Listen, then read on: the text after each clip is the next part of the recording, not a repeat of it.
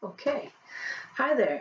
I'd like to share with you all some interesting points that I've discovered in researching my paper about the epidemic of loneliness. Um, I find it really interesting why we feel loneliness, and this has to do a lot with evolution, with human evolution. Humans are built for social contact because of how we've evolved. Um, we start building attachments as soon as we're born, especially with the caregiver. Our first bond is with the caregiver, and it's very strong because it needs to be.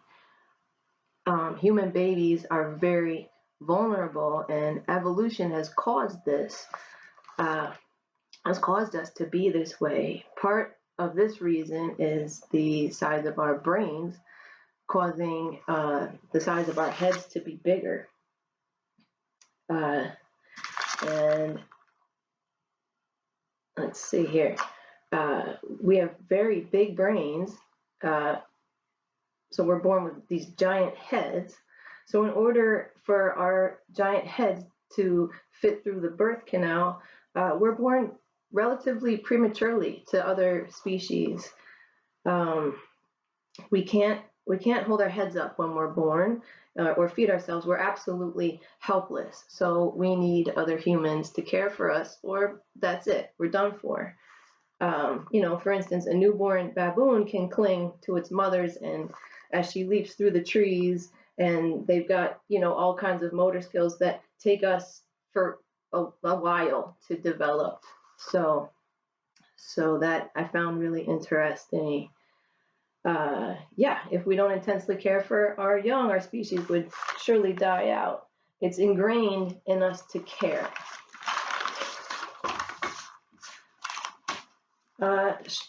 Social structures are built around this fact. We have networks of caretaking because, as a scientist, Dr. Kellner says, we are born to be good to one another.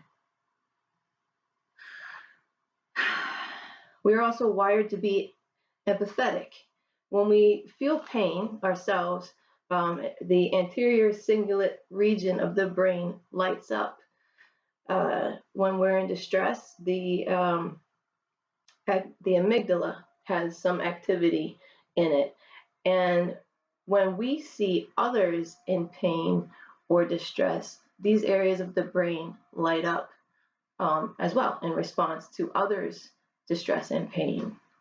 And there's actually an ancient part of the brain, the periductal gray area, and it's associated with nurturing. Um, let's see. Yeah, it's associated with nurturing. This means, well, we don't just register the suffering of others. We have a response to nurture when we see this. We want to alleviate the suffering. The vagus nerve. Vagus is the Latin word for wandering, because this is a very big nerve that wanders from the top of our spinal cord throughout our bodies. And one of the important things that it does is it helps coordinate interaction between breathing, the heart rate. It goes to our spleen and liver, and it helps with digestive processes. And perhaps most importantly, it's related to the immune system and regulates inflammation, the inflammation response to disease. So,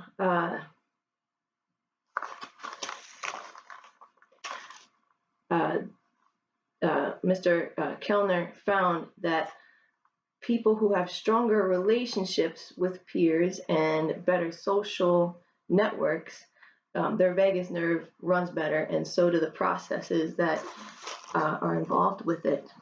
So it's very easy to see that when we don't have strong social networks and we don't have good companionship, just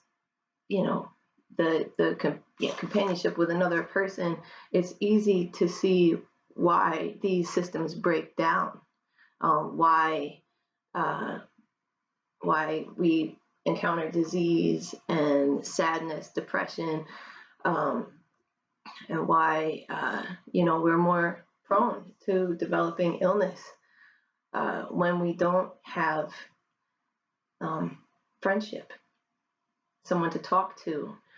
So this is what people go through on a worldwide scale. There are many, many lonely people in the world. So a lot needs to be done to combat this, which is a very difficult thing to do right now in the time of social distancing. Now that social distancing is imperative for us to do in order to stop the spread of COVID-19, people are not able to connect. People in nursing homes are suffering terribly and dying because of COVID-19, but also they're suffering because they can't have visitors. Elderly people in their homes are very, very, very, very lonely right now. And it's just very important that we reach out as much as we can to our friends and family at this time. But not only at this time, I'm hoping that this virus and this time of mandatory social distancing creates an atmosphere where people are more caring towards each other and think about each other even more.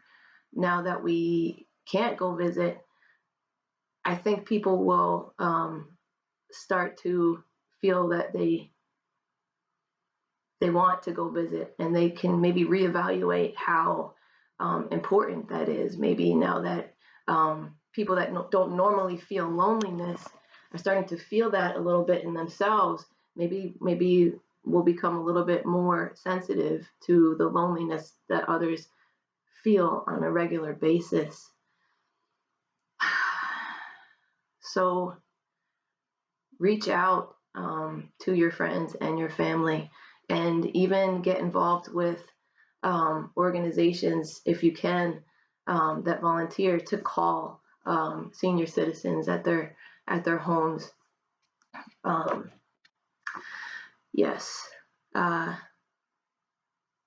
everybody stay safe, be good to one another, and yeah, it's been a weird, crazy semester, and I'm just wishing everybody well.